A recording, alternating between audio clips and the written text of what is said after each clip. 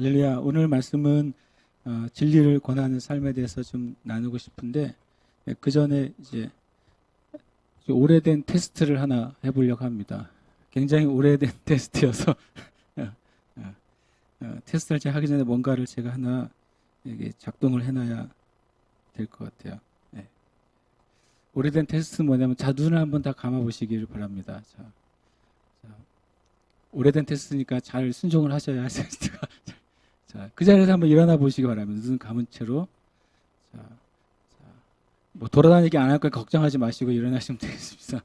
눈을 감은 채로 눈 다 정말 뜨지 말고 여러분 생각에 지금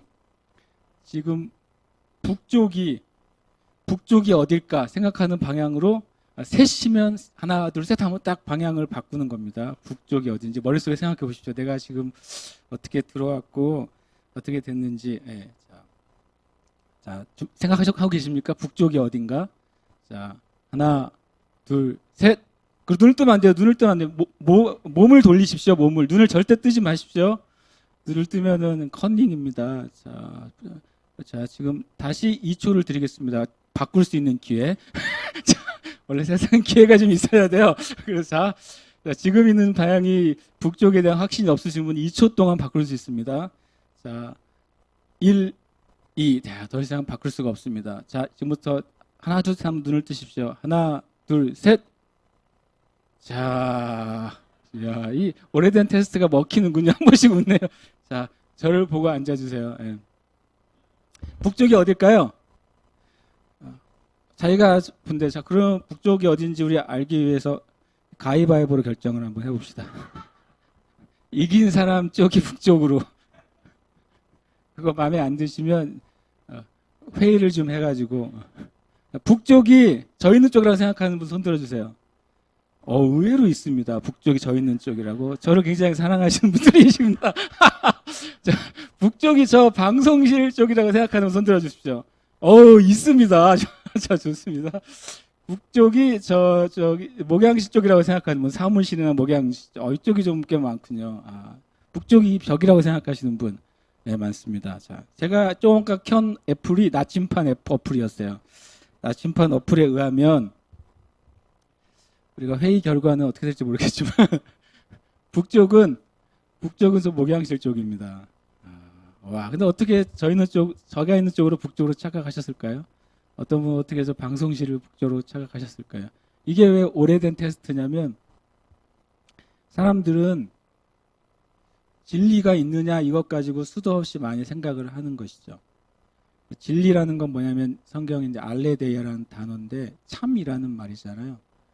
진리, 그거는 true라고도 하기도 하고 참이라고도 합니다. 근데 이 진리에 대해서 사람들이 많은 생각을 가지고 있어요. 하나는 이기는 쪽이 진리라고 생각했던 시절이 있습니다. 누군가가 싸워서 이기면 그 싸운서 이긴 사람이 진리가 되는 거예요. 그리고 참이 되는 거죠. 흔히 말하는 대세죠. 대세를 진리라고 생각하고 살아가요. 대세를 진리라고 생각하고 살아가면 인생은 편하게 살 수 있습니다. 그렇잖아요. 이쪽이 대세가 그러면 그쪽 따라 살면 괜히 대세에 빠져 있으면 핍박받지도 않고 왕따 당하지도 않는 거예요. 진리가 그렇게 대세라고 생각하는 수많은 사람들이 있어요. 그 다음에 진리는 어떤 탁월한 사람의 주장이나 강력한 사람의 주장이 진리라고 생각하는 시절이 있습니다. 예를 들어서 어떤 독재적인 권력이나 독재적인 지식이나 독점적인 어떤 누군가 파워를 갖게 되면 그 사람이 말하는 방향, 여기가 길이야 그러면은 가는 거죠. 그런 시절도 있고 그런 때도 있고 그런 나라도 있는 것이죠. 또 반대로 민주주의는 어떻게 합니까? 진리를 투표로 정합니다. 뭐가 투표냐 하는 것이죠. 미국에서는 오바마 정부 때 동성혼 동성애를 뭐로 했어요? 투표로 했어요. 대법원장들의 투표로 했습니다. 그렇죠. 진리를 그걸로 정했어요. 그래서 넘어갔죠. 지금으로서는 미국 안에서는 동성애는 합법적인 것으로 되어 있습니다. 그런데 이제 트럼프가 트럼프 정부에서는 만약에 그걸 누군가가 다시 문제 제기를 해서 투표를 하게 되면 아마도 이제 보수 성향의 대법원장들이 더 많아졌으니까 아마 그게 진리가 아니게 되겠죠. 그래서 여러분, 힘도 진리가 아니고 대세도 진리가 아니고 민주주의도 진리가 아니에요. 심지어는 우리가 눈 감고서 자기가 생각하는 북쪽을 가르쳤어요. 그죠? 오늘 이후로 확실히 알겠네요. 우리 성도님이 북쪽이 어디라는 사실을 명확하게 알게 되겠는데, 북쪽은 우리가 정한 것이 아니라 뭡니까? 원래부터 있었어요. 그죠? 진리는요, 원래부터 있는 거예요. 그리고 진리는 변하지 않는 거예요. 그리고 진리는 영원해야 돼요. 만약에 무엇인가 진리라고 하는 것이 시류에 따라서 변하거나 또는 어떤 때까지만 진리인 것은 이미 진리가 아니에요. 그러니까 오늘 여러분과 제가 실은 이 말씀은 진리가 주제가 아닐 수도 있는데 어쩌면 그것이 연관이 되는 말씀인 것 같아서 이 오래된 테스트를 했습니다. 이 오래된 테스트를 누가 처음 했는지는 알 수는 없지만 전에 아주 옛날에 성공하는 7가지 습관이라는 책이 있었어요. 그 책을 쓴 분이 한국에 와서 컨퍼런스를 할 때 그때 이 테스트를 해봤대요.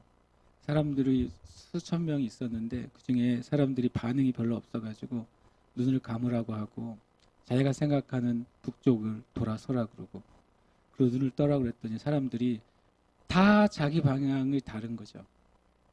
나침반으로 정확하게 어느 쪽이 북쪽인지를 정하기 전까지는 만약에 아무도 나침반도 없고 저같이 어플도 볼 수 없는 상황이라면 어떻게 해야 되겠어요? 이제 싸워야죠. 그리고 서로 논리를 펴야죠. 어느 쪽이 왜 북쪽인지를 얘기를 해야겠죠. 그러나 아무리 싸운들 회의한들 누가 주장이 강한들 심지어는 한 사람이 모든 사람을 설득한다 할지라도 이미 북쪽은 정해져 있는 거예요. 사람의 생명과 죽음, 영원한 것과 또 천국과 지옥은 실은 정해져 있어요. 사람들이 회의에서 천국이 있는 것 같아. 그렇다고 천국이 있는 것도 아니고 지옥이 없는 것 같아. 그렇다고 지옥이 없는 것도 아니에요. 우리의 삶과 또 우리의 인생과 또 천국과 지옥과 구원과 심판은 반드시 있어요. 우리가 그 안에 있어야 돼요. 우리 마음 안에 이 진리를 내가 생각하고 논의하고 생각해서 정하자. 그렇게 되면 이제 하나님과 멀어지게 되죠. 오늘 제가 실은 이제 나눌 말씀이 이제 진리를 권하는 삶이에요.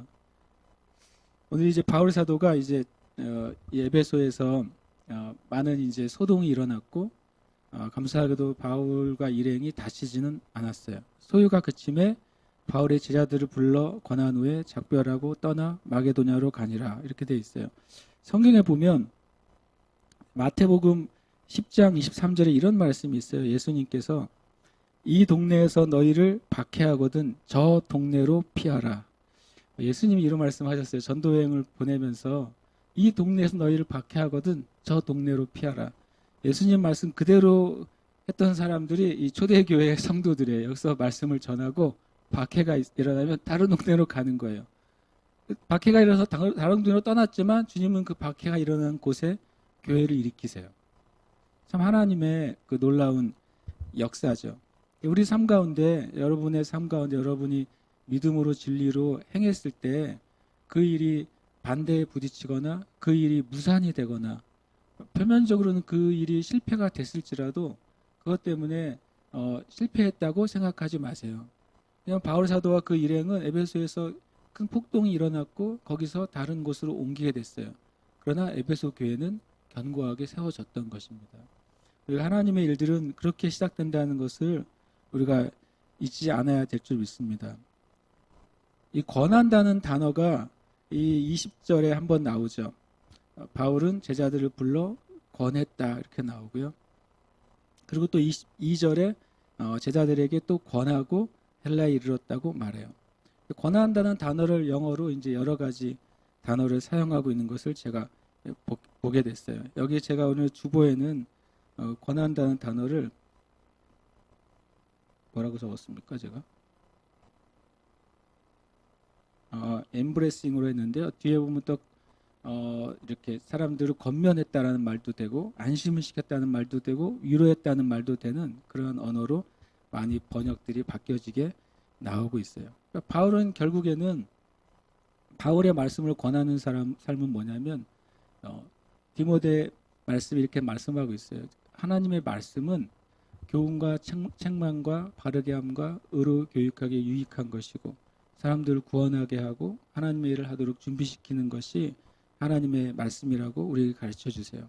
결국에는 그 말씀을 사람들에게 나눠주는 삶이 권하는 삶이죠. 바울 사도가 어디를 가든지 이런 삶을 계속 살았다는 것을 성경은 말씀해 주세요. 그리고 또 20장 3절에 보면 거기 석 달 동안 있다가 배 타고 수리하러 가고자 할 그때에 유대인들이 자기를 해하려고 공모함으로 마게도냐를 거쳐 돌아가기로 작정하니, 엄청 모르는 지명과 단어가 계속 나오죠. 그래서 여러분 성경을 보시면, 이거는 일부러 안 보여드리고, 성경을 보시면 성경 맨 뒤에 보시면 그림이 항상 있어요. 혹시 한 번도 안 보신 분 있다면 오늘 한번 보시겠어요? 여러분이 가지고 계신 성경을 스마트폰으로 보는 사람은 절대로 볼 수 없어요.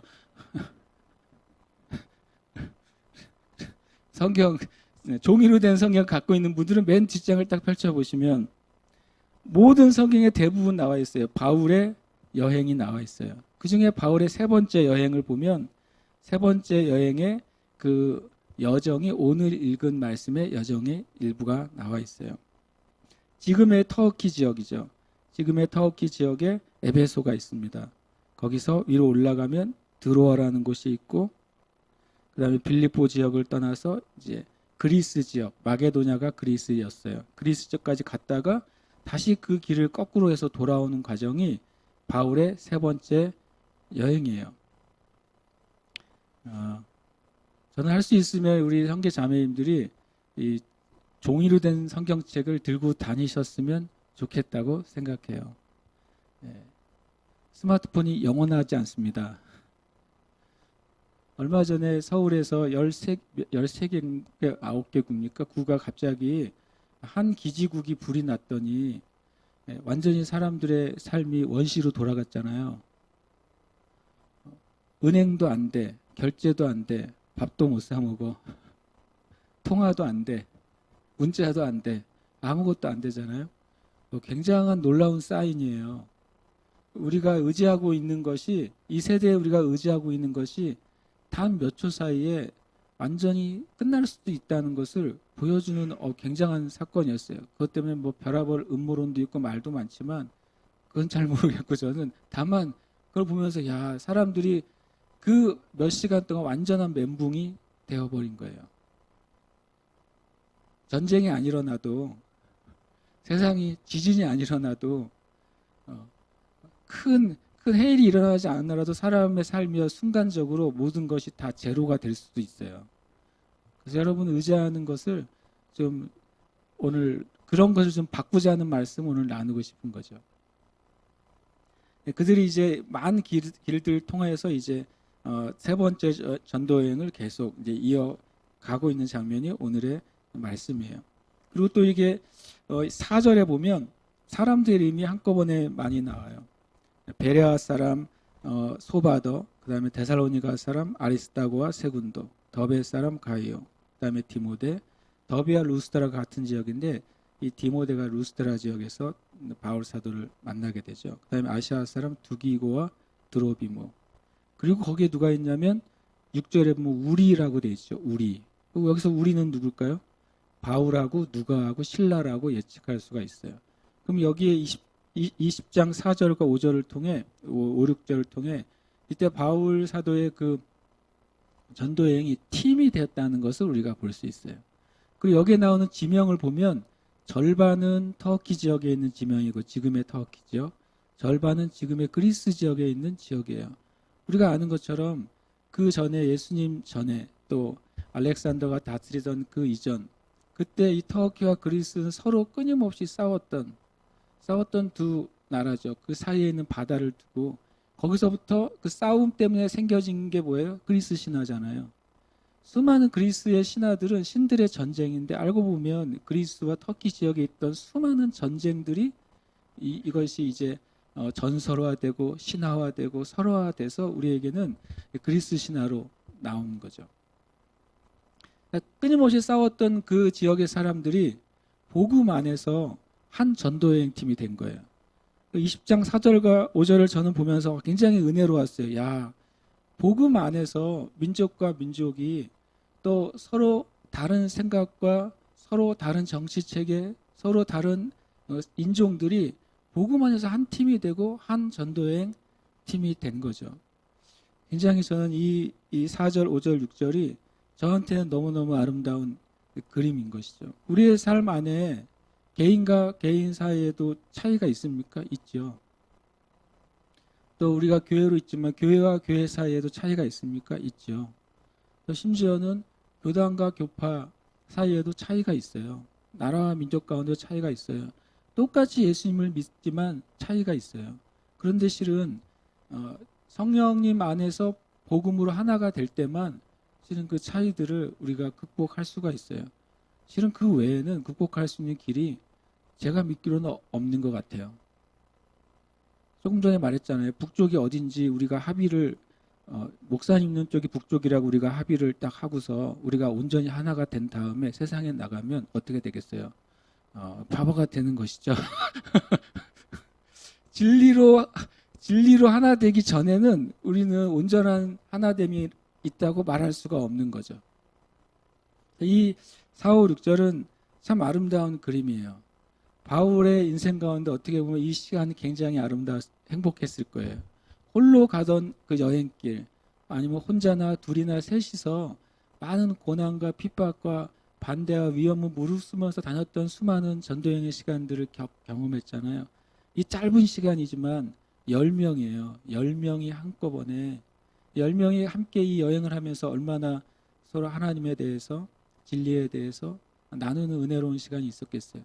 10명이 한꺼번에 다니면서 지나는 곳마다 교회들을 새롭게 하고 다시 일으키고 또 복음을 전하고 하나님의 일 했던 그 시간이 얼마나 아름다운 시간이었을까, 제가 그 생각을 해보게 됐어요. 그래서 의외로 이 4, 5, 6절은 제가 보기에 굉장히 아름다운 그림이다, 이런 생각이 들었어요. 저는 이 제주도는 참 놀라운 땅이라고 자주 말씀드리는데, 제주도에서 나고 자란 제주도의 고향인 분들이 있어요. 근데 어렸을 때 제주도에 와서 자기가 태어난 곳은 아니지만 고향처럼 살아온 분들이 있어요. 그리고 또 제주에 있다가 소위 육지로 나갔다가 다시 컴백한 사람들도 있어요. 완전히 제주와 상관없이 살다가 어떤 환경과 상황 때문에 제주로 들어온 분들이 있어요. 제주는 굉장히 마치 그 정도까지는 아니어도 한국의 이민사회 같아요.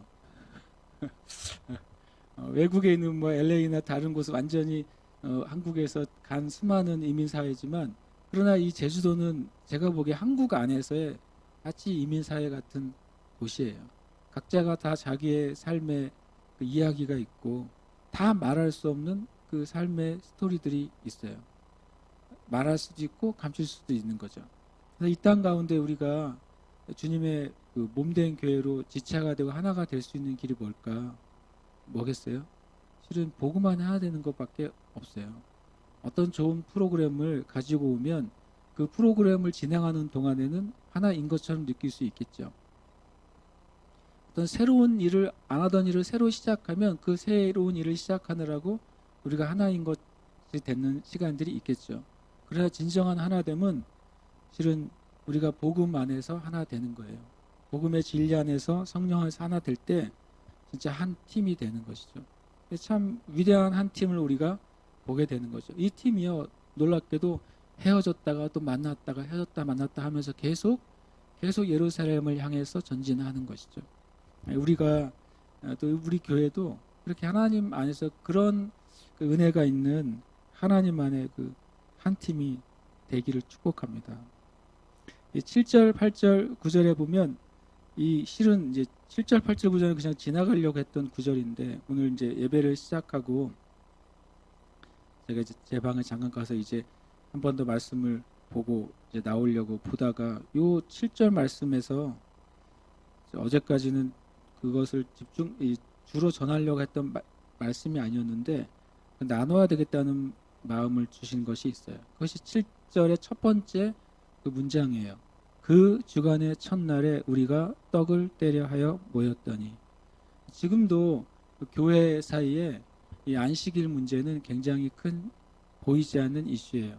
이 안식일 문제 때문에 많이 교회로부터 떨어져 나간 사입이나 이단들이 굉장히 많아요. 여호와의 증인도 이 토요일을 안식일이라고 주장하고 예배 모임을 갖죠. 실은 신천지나 하나님의 교회 그런 사입이나 이단들도 신기하게도 토요일 안식일 모임을 갖습니다. 그 다음에 제7일 안식일 교회도 토요일 안식일로 여기기 때문에 토요일 날 예배를 갖습니다. 참 신기하죠. 이 안식일이라고 하는, 그리고 또 새롭게 또 이스라엘을 위해서 사랑하고 기도하고 사랑하는 메시아닉주 사역을 하는 분들도 이 금요일 토요일 날 이 샤밧 예배를 하고 안식일 모임을 갖습니다. 그래서 굉장히 신학자들이나 목회자들이나 성도들 사이에 어찌 보면 하나님 안에서는 정리가 돼 있는데 우리가 정리가 안 돼 있는 영역이기도 해요. 그럼 잘못하면 그런 분들과 만나게 되면 서로 은혜를 나누는 것이 아니라 논쟁이 되고 싸움이 되고, 그래서 답을 알 수 없는 진흙탕이 될 때가 있어요. 그러나 여러분도 정리하고 계신 분도 있겠지만 이것을 한번 이 말씀에 나눠야 되겠다는 마음을 예배드리는 중간에 좀 갖게 됐어요. 그리고 또 오늘 마침 또 우리가 한 달에 한 번 하는 성찬을 함께 나눈 날이기도 해서 이날과 딱 맞아떨어지죠. 이 떡을 떼려 하여 모였다고 하는 것은 주님의 성찬을 나누기 위해서 모인 것이고, 그 주간의 첫날이라고 하는 것은 바로 안식일 다음 날을 말하는 거죠. 안식일은 그 주간의 마지막 날이잖아요. 성경에 보면 6째 날까지 주님께서 모든 세상을 창조하는 그 창조의 사역을 완성하시고 그 다음 날 쉬셨다고 하는 표현에 여러 가지 의미를 가지고 있어요. 그날이 거룩한 날이라는 의미를 가지고 있고, 그날은 어떤 하나님의 일이 완성됐다는 의미를 가지고 있고, 또 그날은 복된 날이라는 의미를 가지고 있어요. 처음에 안식일이 세워졌을 때는 이것은 무엇이 완성된 날, 그리고 거룩한 날, 복된 날이었어요. 그러니까 이날은 원래는 축복의 날이었는데 모세의 율법을 잘못 이해한 이 율법적인 하나님의 사람들이 이것을 무슨 날로 만들었냐면 안식일을 무엇인가를 하지 못하는 날로 만들었어요. 이날은 복되고 거룩하고 하나님의 일이 완성된 기쁨의 날인데, 그날이 이거 하면 안 되고 저거 하면 안 되고 이거 하면 안 돼. 심지어 예수님이 병자를 고쳐도 이 예수님을 의원의 개념으로 생각해서 왜 의사의 일을 왜 안식일에 하느냐라고 예수님을 비판하기 시작한 거예요. 그러니까 안식일이 하지 못하는 날이 됐어요. 원래는 하나님의 은혜가 임하는 날, 생명을 살리는 날, 선을 행하는 날인데 그것이 부정적인 날로 되어버렸죠. 그래서 주님이 그들이 감당할 수 없는 말을 하셨어요. 인자는 안식일의 주인이다. 주인이란 말의 의미는 그 주인이 그것을 만들었다는 것을 의미하고, 그 주인이란 말의 의미는 그 날에 대한 주권을 가지고 있다는 것을 의미해요. 그래서 오늘 뜻하지 않지만 이걸 좀 나눠야 되겠다는 강한 마음이 주셔가지고, 히브리서 4장 9절에 보면 이런 말씀이 있어요. 너희에게 아직 안식할 때가 남아있도다. 굉장히 비밀스러운 문장이에요. 너희에게 아직 안식할 때가 남아있도다. 그 전에는 뭐라고 말하냐면, 만일 여호수아가 너희에게 안식을 주었더라면 이라고 말해요. 여호수아가 가나안 땅을 정복했을 때 그때도 안식이 없었다고 하는 것이죠. 안식일은 창세기에서 선포됐지만, 그러나 우리의 삶에 있어서 안식은 아직 남아있다고 히브리서 4장 9절에 나와 있어요. 그리고 히브리서 7장 12절에 이런 말씀이 있어요. 이건 되게 중요한 말씀인데, 제사 직분이 바뀌면 율법도 반드시 바뀌리라 라고 말하고 있어요. 제사 직분이 바뀌면 율법이 바뀌어요. 율법을 집행하고 율법을 사람들에게 가르치고 지키도록 해야 될 직임이 누구에게 있어요? 레위 지파에게 있고 또 아론의 지파인 제사장 지파에게 있는 것이죠.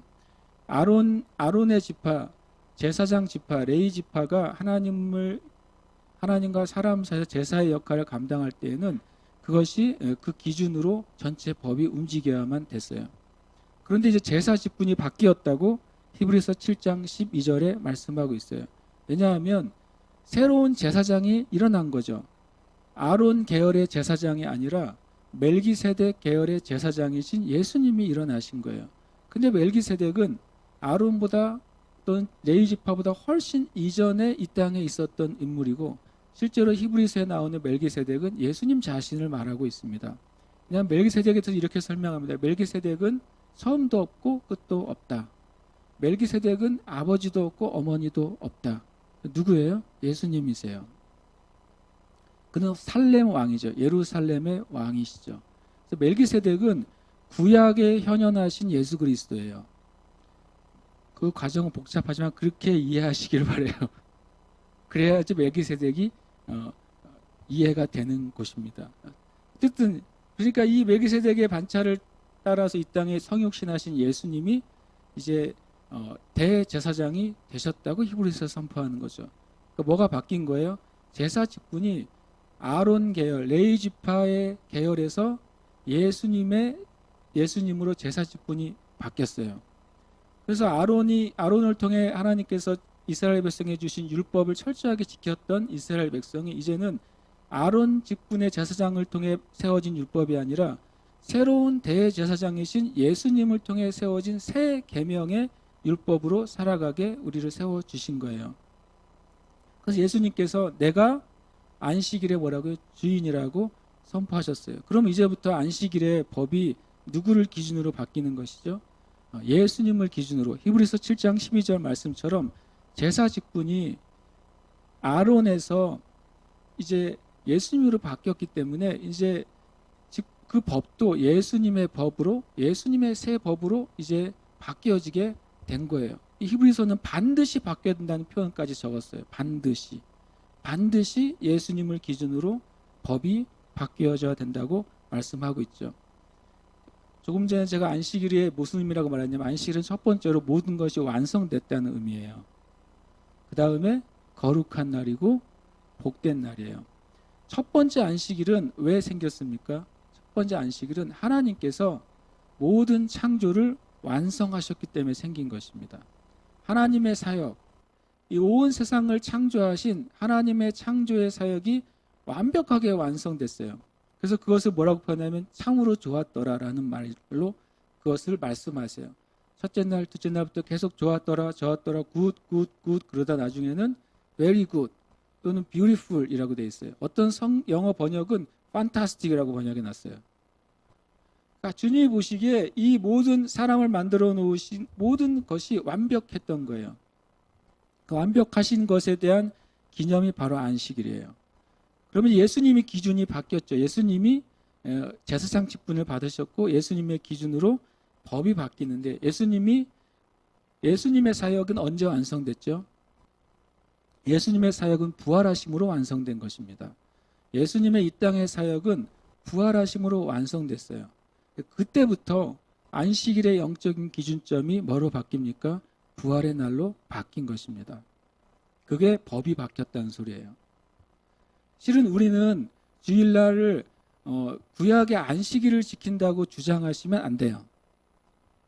구약에서 안식일은 명백하게 금요일 저녁 6시부터 토요일 저녁 6시까지입니다. 그때가 샤밧이에요. 그때는 모든 일을 멈추고 지금 이스라엘 가면 그 시간이 되면 모든 것들이 멈추잖아요. 호텔들도 자동으로 모든 층에서 열리고 닫혀집니다. 누군가가 눌러서 엘리베이터 문이 열리면 안 돼요. 그러면 일하게 되기 때문에 모든 호텔 문이 모든 층마다 열렸다 닫혀요. 완전히 전자동이에요. 그렇게 만들어 놓습니다. 왜냐하면 일하지 않기 위해서 그렇게 하는 거죠. 그렇지만 하나님은 예수님을 통해서 그 하나님의 법을 바꾸셨어요. 그렇다고 이제 모세오경이 의미가 없다는 것이 아니죠.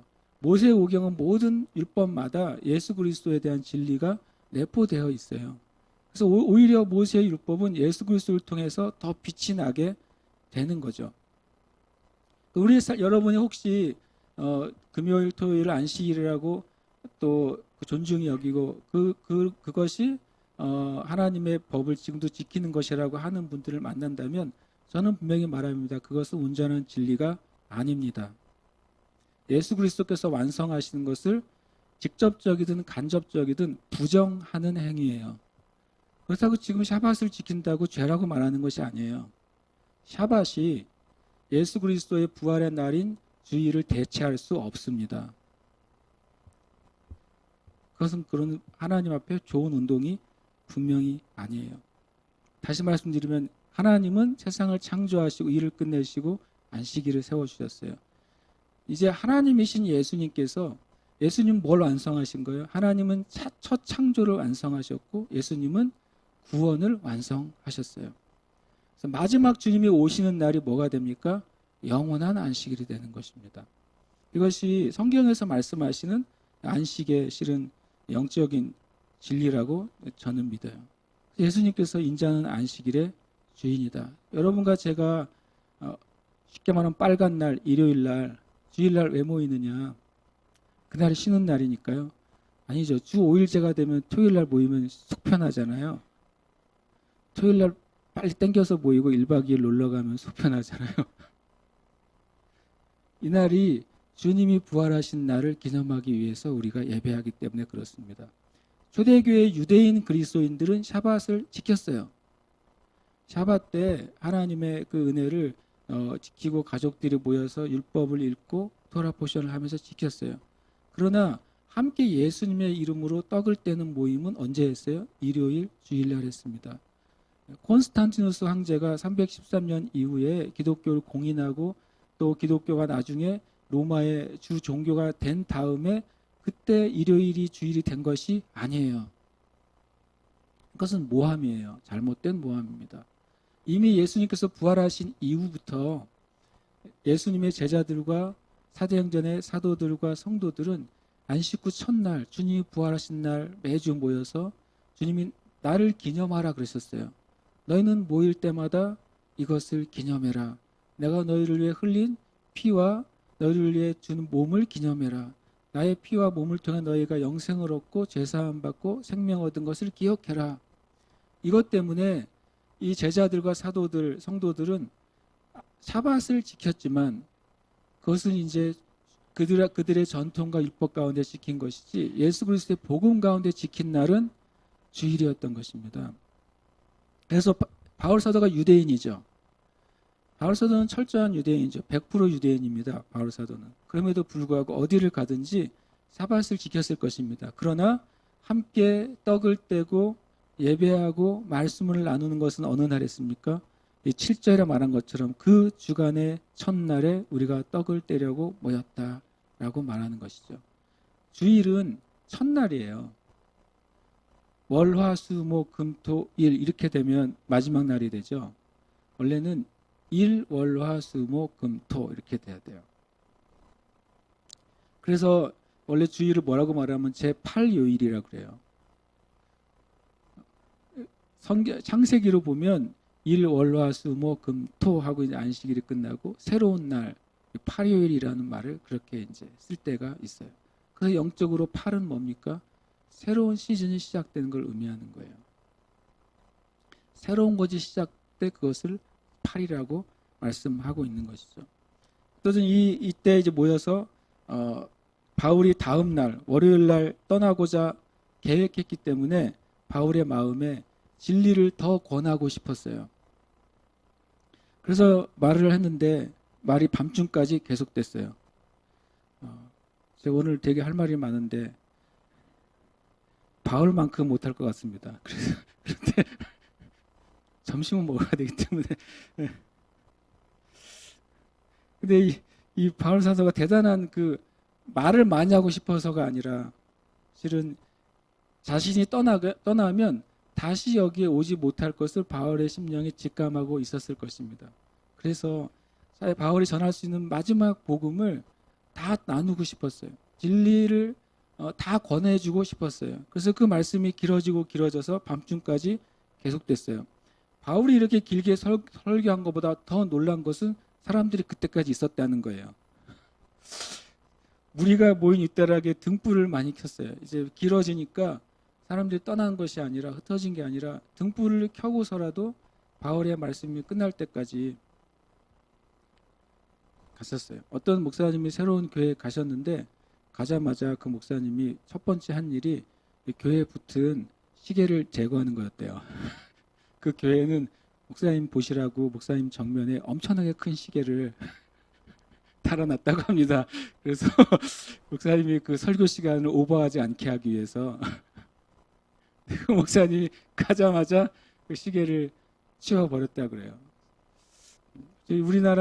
우리나라만 그런 줄 알았더니 외국도 그렇더라고요. 이 주일 저희 뭐 썬데이든 하든 로드데이라고 하든 로드데이 워십 서비스 11시 시간이 전 세계에 거의 공통된 시간인 것 같아요. 그리고 더 놀라웠게도 끝나는 시간도 얼추 비슷해지는 것 같아요.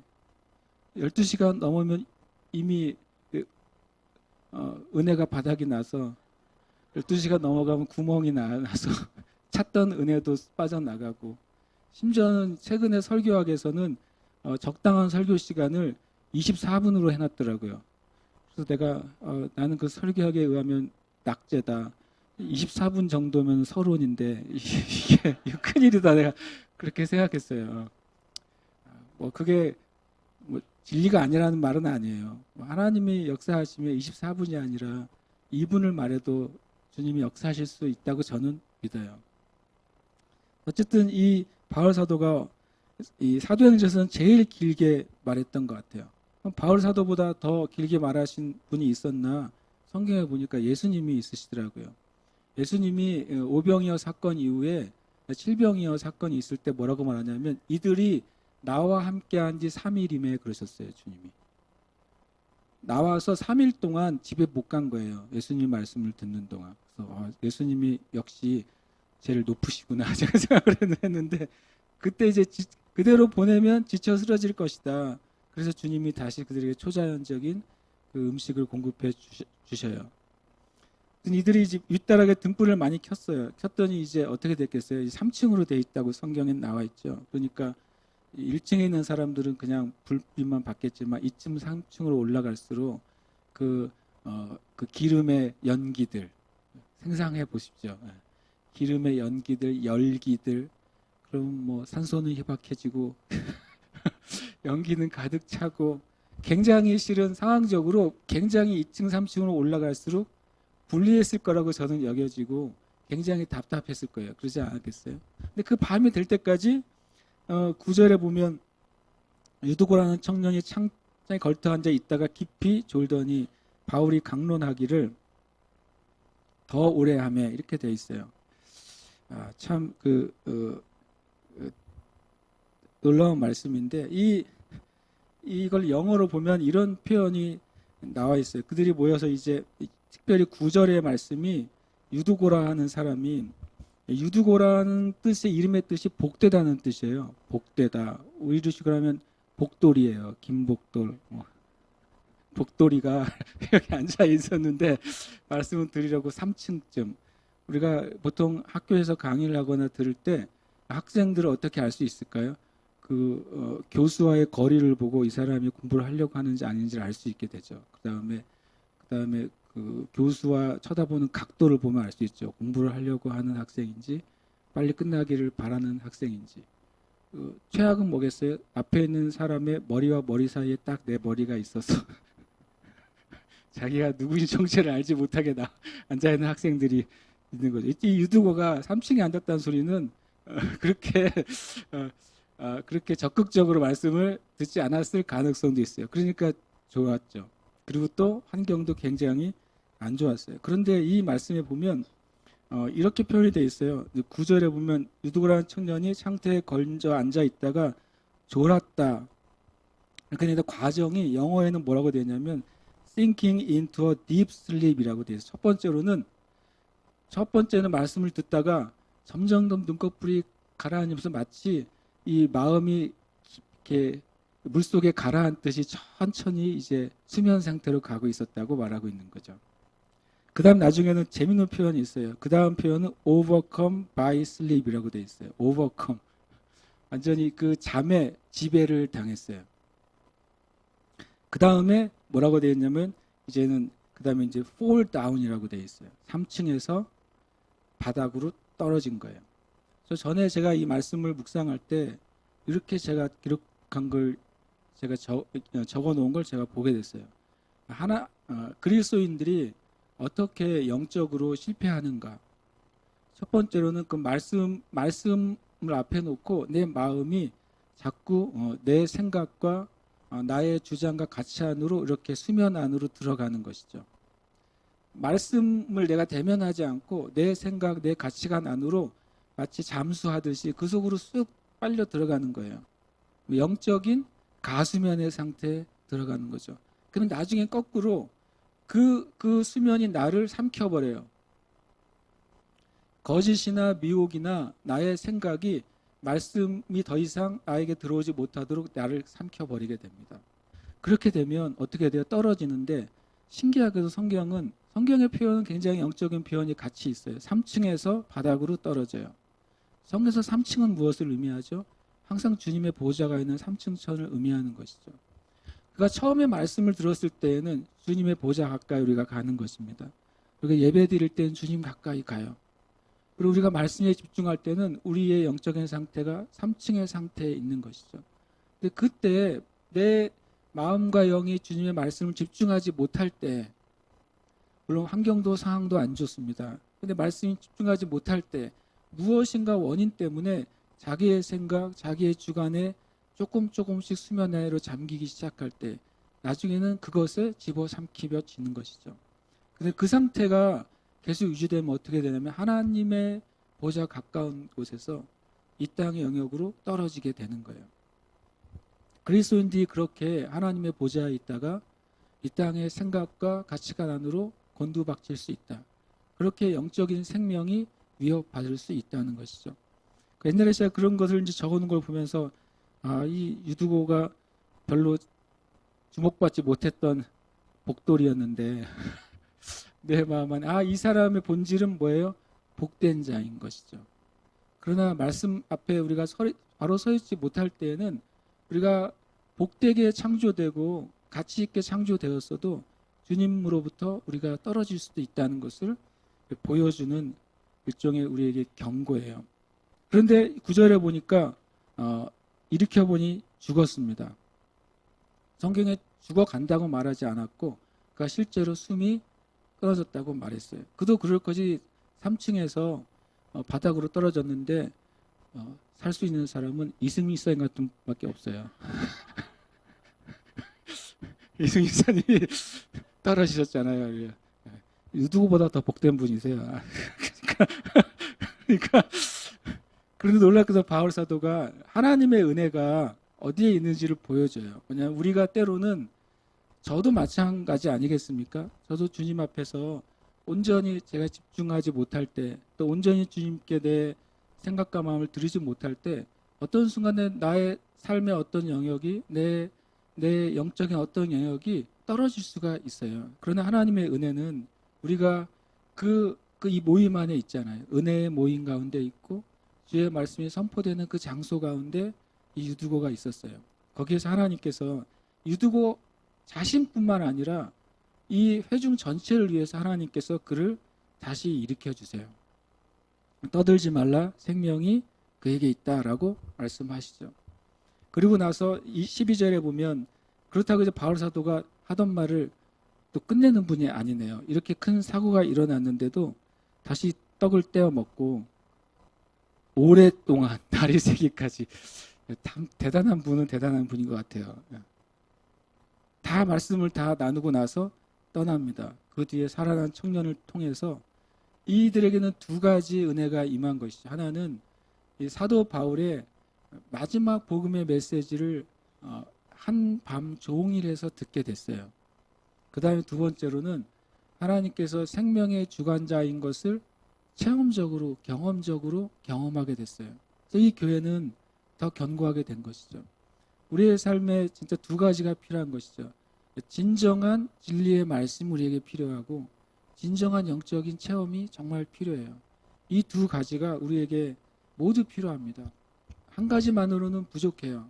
이 세대가 또 더더욱 또 많은 미혹이 있는 세대에 우리 자신이 그 은혜 가운데 있기를 간절히 축복합니다. 주보에 써놓은 건 언제 얘기하실 건가요? 라고 물으시잖아요. 지금 얘기를 합니다. 바울의 선교여행을 계속 우리 따라가 거의 말바지에 이르고 있는데요. 바울의 선교여행을 제가 이렇게 적어놨어요. Not work but lifestyle이에요. 바울의 선교여행은 work이 아니에요. 미션도 아니에요. 심지어는.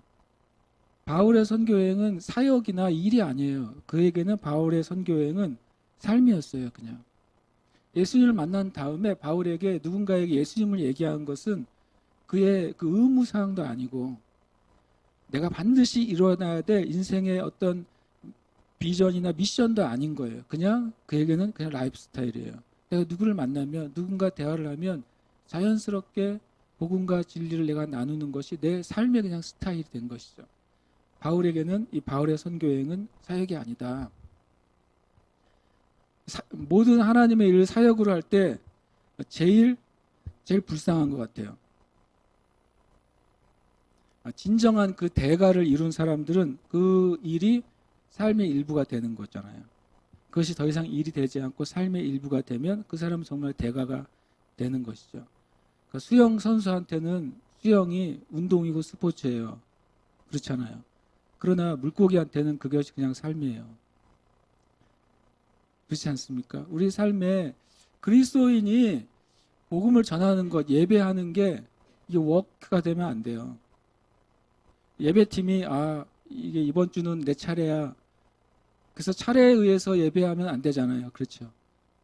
우리는 더 이상 일하는 사람이 아니라 하나님의 그 어떤 것이 내 삶의 일부가 되는 사람이 돼야 그래야 인생 편해요. 제가 설교하는 게 나에게 이제 워크가 되면 참 토요일 밤은 정말 불행한 밤이 되는 거예요. 어둠의 밤. 만약에 말씀이 잘 안 떠오른다. 무슨 말 해야 할지 모르겠다. 아시지만 저는 뭐 예화도 없잖아요. 예화도 생각나는 걸 말하는 사람이기 때문에 그런 걸 찾지도 않지만 이게 저한테 만약에 일이 되면 저는 되게 불행한 삶을 살 겁니다. 아마. 어떤 분이 은퇴하면서 너무너무 후련하다 그랬대요. 이제 주일날 설교 안 해도 되네. 그랬다 그러더라고요. 그래서 제가 이제 그분의 인생과 삶을 제가 판단하지는 않습니다. 그러나 우리가 주님께서 우리에게 주신 그 일이 내 삶의 일부가 되기만 하면 그것은 정말 진짜 행복한 삶이 될 거예요. 아마. 여러분과 제가 그렇게 되기를 축복해요. 바울에게 만약에 당신 일을 열심히 했네 그러면 바울사는 그렇게 말하지 않았을 거예요. 나는 그냥 주님이 꽂아 놓으신 그 표대를 보고 걸어갔을 뿐이라고 말했을 거예요. 그렇게 성경은 말하고 있어요. 나는 주님이 주신 그 표대를 향해서 나는 가는 거다. 그게 내 삶인 것이죠. 그 삶 안에 바울의 삶 안에는 고난도 있었죠. 또 오해를 당하기도 하고 또 사람들에게 또 내침을 받기도 하고 거절을 받기도 하고 또 살해 위협을 받기도 했었죠. 또 바울 사도의 삶 가운데 하나님의 영광도 있었고 사역의 열매도 있었고 또 영적인 배신도 겪었죠. 그러나 바울 사도가 그걸 다 일일이 상대했다면 바울 사도는 엄청난 스트레스를 받았을 거예요. 아마. 그러나 바울은 그것이 그냥 라이프 스타일이었어요. 저도 그렇게 기도했어요. 이 말씀을 묵상하면서 주님 저도 제가 주님을 섬기고 교회를 섬기고 말씀을 나누는 것이 제가 더 이상 이 일이 되지 않았으면 좋겠습니다. 이 일이 되지 않고 그것이 내 그냥 삶의 일부분, 내가 말씀을 읽는 것이 설교하기 위해서 읽는 것이 아니라 다른 사람을 설득하기 위해서 읽는 게 아니라 이 말씀이 나에게 유익하기 때문에 이 말씀이 내 영의 양식이 되기 때문에 이 말씀이 나를 더 지혜롭게 하고 이 말씀이 나를 더 행복하게 하고 이 말씀이 내 삶을 더 가치 있게 하기 때문에 말씀을 읽게 해주세요. 이렇게 기도를 하죠. 여러분도 저도 그렇게 되기를 축복합니다. 그러면서 이제 바울 사도의 이 라이프 스타일을 제가 보면서 이 얘기를 나누고 싶었어요. 예수 그리스도를 만난 후에 이 바울의 그 라이프 스타일이 바뀌어요. 첫 번째로는요, 성령의 인도를 받는 삶으로 바뀌어요.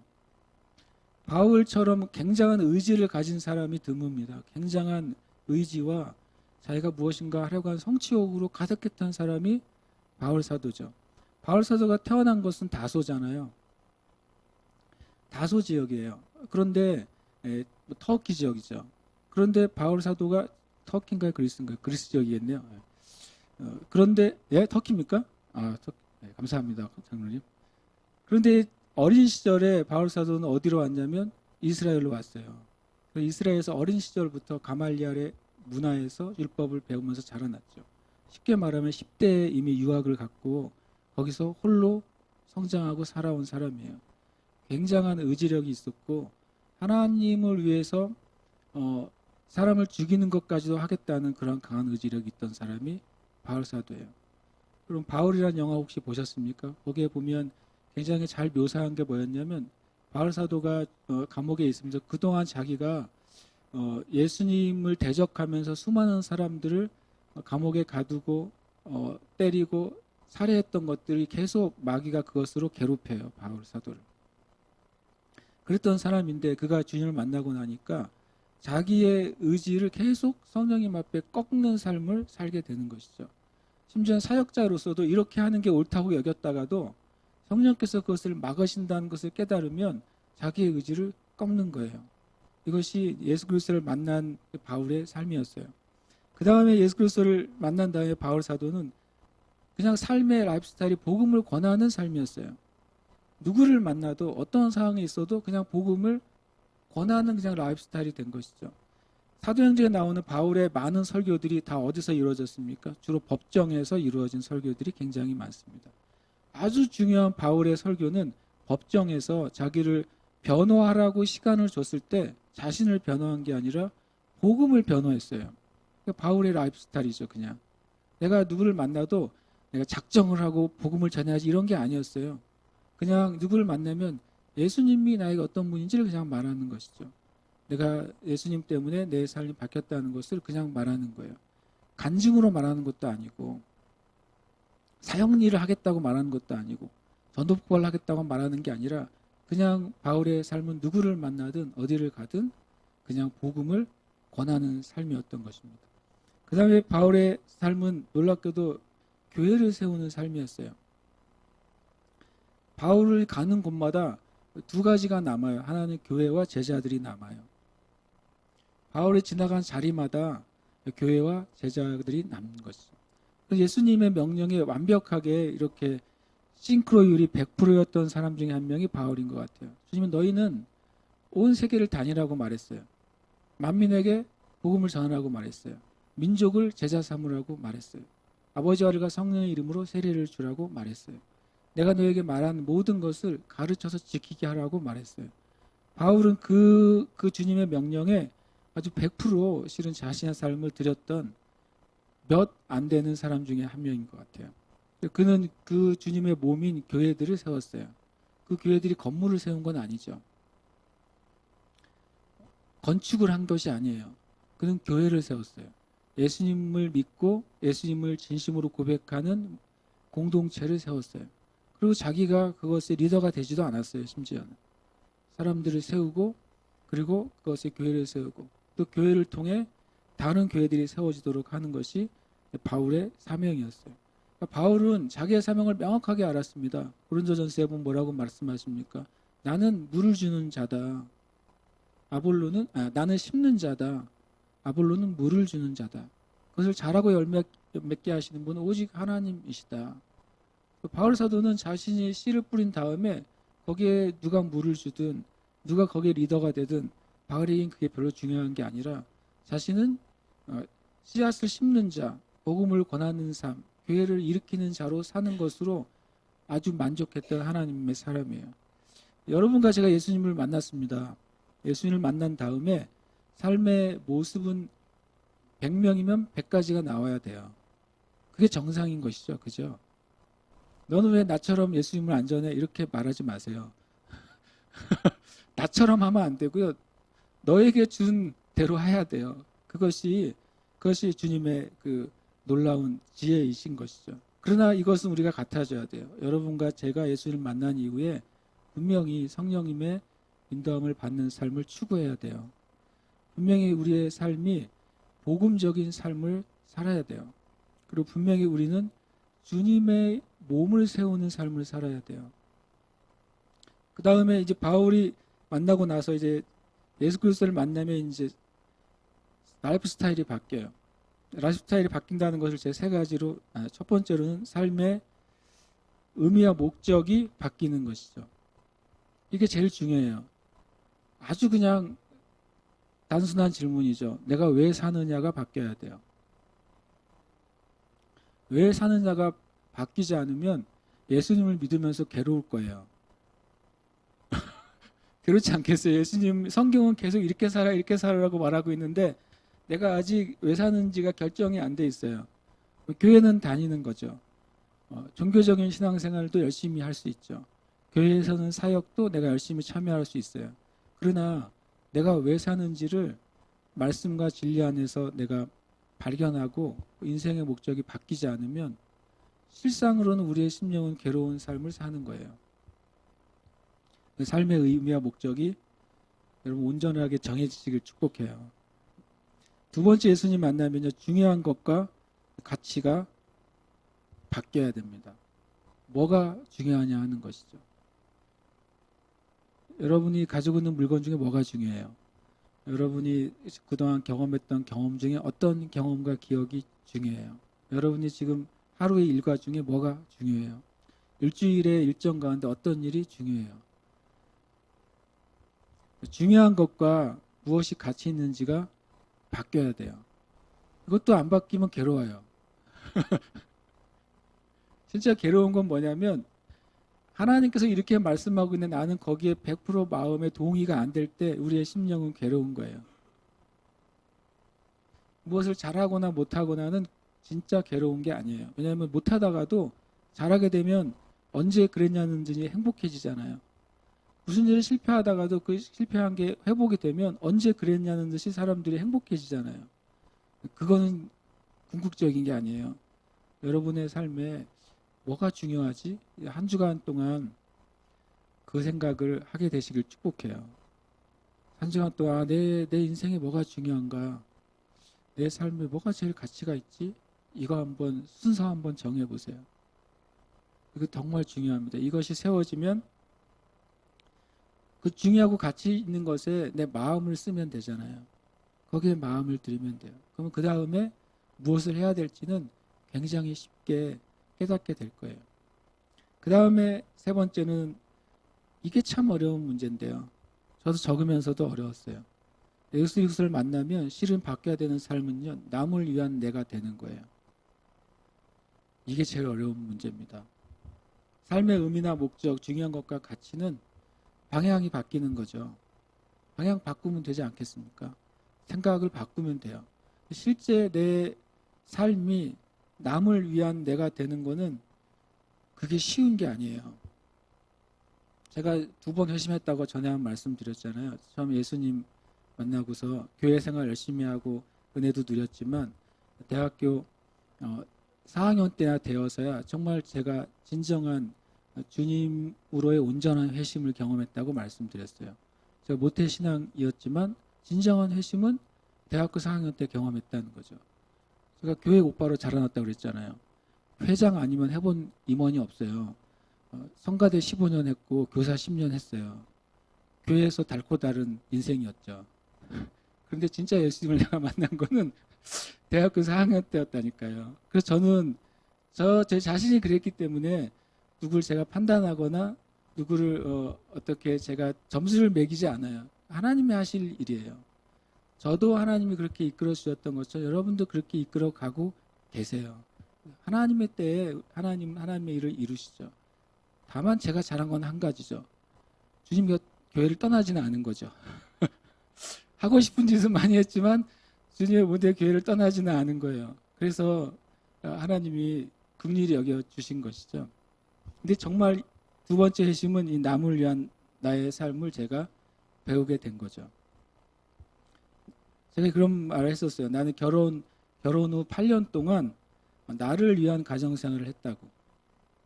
그렇다고 내가 뭐 그렇게 나쁜 남편이나 나쁜 아빠는 아니었거든요. 그렇지만 어쨌든 제가 주신 게 이것을 회심을 경험할 때 제가 진짜로 고백할 수밖에 없어요. 내가 결혼하고 8년간 나를 위한 가정생활을 해왔다. 이것이 바뀌는 게 너무 어렵다는 것을 제가 제 삶 안에서 경험을 했어요. 그래서 진짜 그리스도의 도는요, 도잖아요. 그리스도. 실제로 성경의 신약에서는 그 도라고 되어 있어요. The way. 기독교라는 표현이 성경에는 없습니다. 그러나 The way라는 표현은 계속 나와요. 전에 한번 저기 도를 아십니까? 그분들을 만난 적이 있어요. 제가 청년 때 만나서 꼭 걔네들은 그 지하철역 근처에 있잖아요. 그 지하철역 나오는데 이쁘게 생긴 아가씨 두 분이 따라오면서 얼굴 보니까 굉장히 복이 많게 생겼대요. 그래서 좋은 얘기를 막 쏟아내길래 그래서 도를 아시냐고 물어보길래 제가 도를 좀 안다고 그랬어요. 그랬더니 그래서 그 두 아가씨가 나 깜짝 놀면서 그때 어느 파냐고 물어보는 표정으로 무슨 도냐고 그러길래 제가 그리스 도를 안다고 그랬죠. 그랬더니 그때 깨달았어요. 그들을 떼어놓는 최고의 방법이에요. 그리스 도. 그래서 이제 그들이 나갔거든요. 그런데 진짜로 제가 나누는 건 진짜 그리스도를 믿는 건 정말 도잖아요. 인생의 도예요.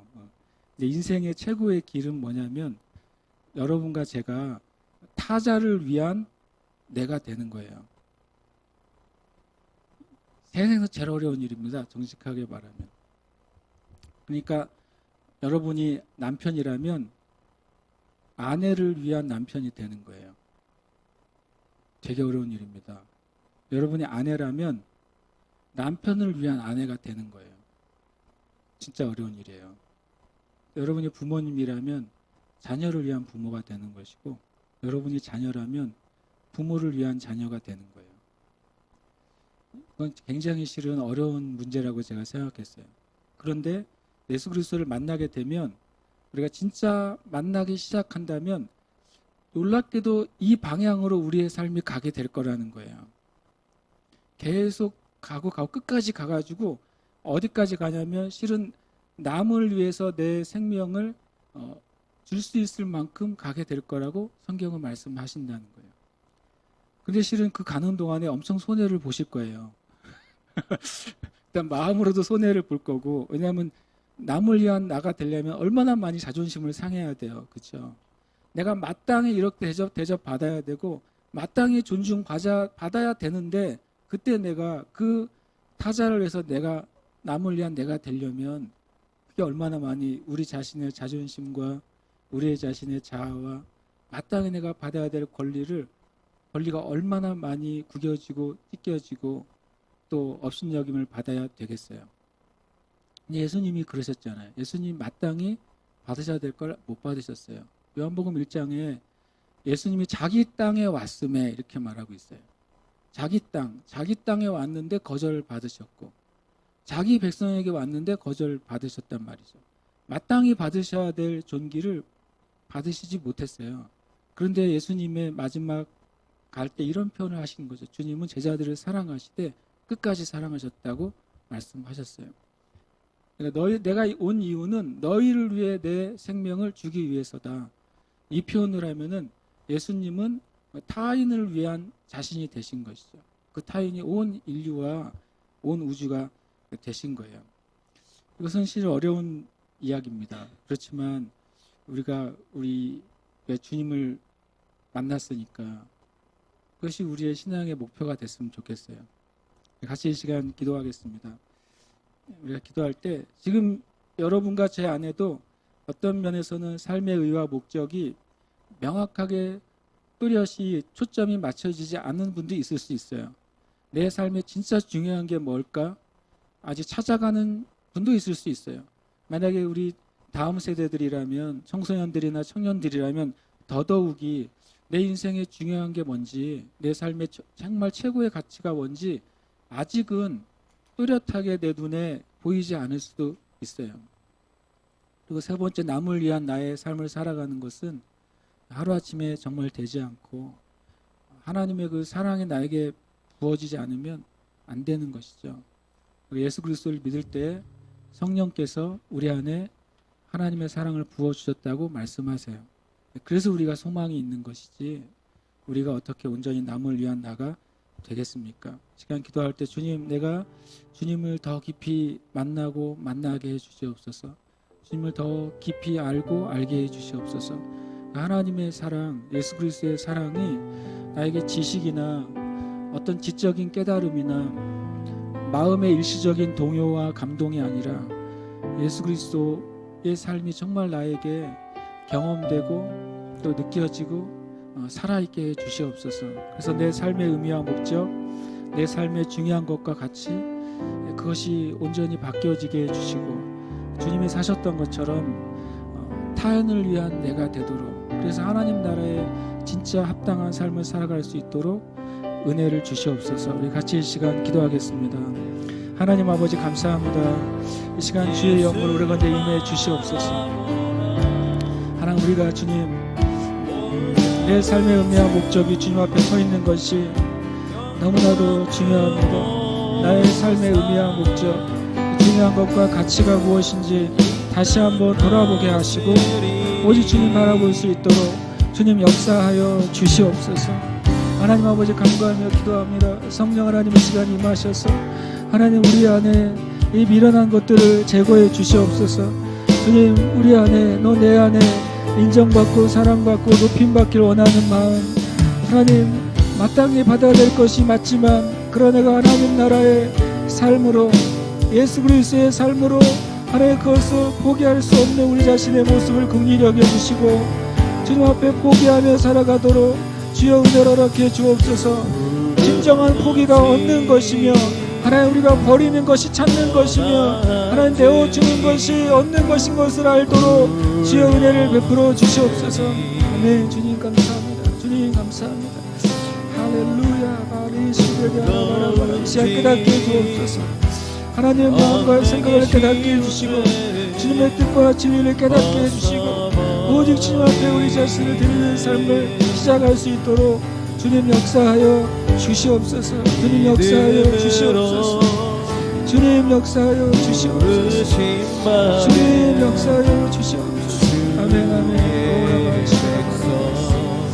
오라바라바라 샤라라바라바라 세레비아라코바 주님 역사하소서.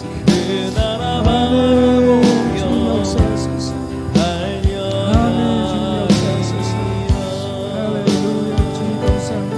우리 심령에 기름 부어주시고 하나님 살아계신 내 삶의 진리가 될 수 있도록 축복하여 주시옵소서. 하나님 은혜를 주시옵소서.